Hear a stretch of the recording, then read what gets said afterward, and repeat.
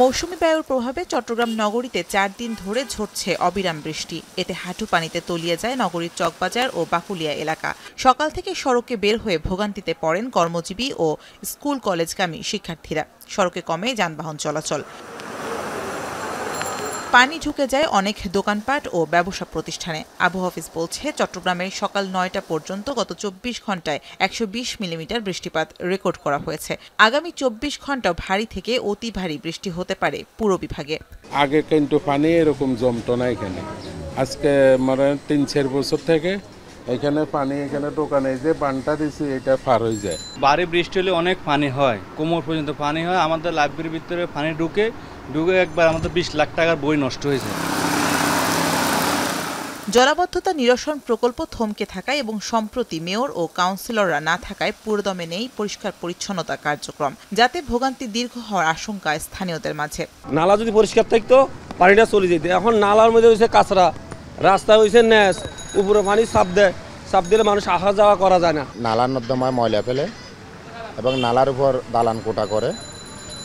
যারা শাসন করতে আসে এরাই আমাদের শোষণ করে। গেল কয়েকদিন ধরেই থেমে থেমে বৃষ্টি হচ্ছে বরিশালেও। তবে সকাল ৬টা থেকে ৯টা পর্যন্ত হয় মুষলধারে বৃষ্টি। মাত্র ৩ ঘন্টায় রেকর্ড করা হয় ৫৭ মিলিমিটার বৃষ্টিপাত। আর গত ২৪ ঘন্টায় বরিশালে বৃষ্টি হয়েছে ৮৭ মিলিমিটার। অবিরাম বৃষ্টিতে তলিয়ে যায় বরিশাল নগরীর বটতলা, বগুড়া রোড, সদর রোড, কাকলির মোড় সহ বেশ কিছু এলাকা। ভারী বর্ষণে সড়কে কমে চলাচল। তবে স্কুল কলেজ ও অফিস আদালত খোলা থাকায় বৃষ্টি উপেক্ষা করেই গন্তব্যে যায় অনেকেই। এই বৃষ্টি আরও ২-১ দিন থাকতে পারে বলে জানিয়েছে আবহাওয়া অফিস। অল্পতে বৃষ্টিতে পানিতে অনেকটাই সমস্যা হয়ে যায়, খালি একমাত্র এই ড্রেনের কারণে। ঠিক আছে, ১ ঘন্টার বৃষ্টিতেই পানি হাঁটু সমান পানি হয়, ভোগান্তির কোনো শেষ নেই। এই রাস্তাটা উঁচু হওয়া দরকার, ড্রেনটা পরিষ্কার হলে ভালো হইতো আমার মনে হয়। এদিকে লঘুচাপের প্রভাবে কক্সবাজারে উত্তাল হয়ে উঠেছে সাগর। অব্যাহত রয়েছে ভারী বৃষ্টিপাত। সমুদ্র বন্দরে দেখানো হয়েছে ৩ নম্বর বিপদ সংকেত। রেকর্ড করা হয়েছে ১৫৫ মিলিমিটার বৃষ্টিপাত। এরই মধ্যে গভীর সাগর থেকে ফিরতে শুরু করেছে কয়েকশো ট্রলার। কক্সবাজার শহরের hotel motel zone, Burmese market, Samitipara সহ বেশ কিছু এলাকায় তৈরি হয়েছে জলাবদ্ধতা। বৃষ্টি হওয়ার পরে মানে রাস্তা পুরো ডুবে যাওয়ার পর আমরা গাড়ি নিয়ে বাইরে ইঞ্জিলে পানি ঢুকে।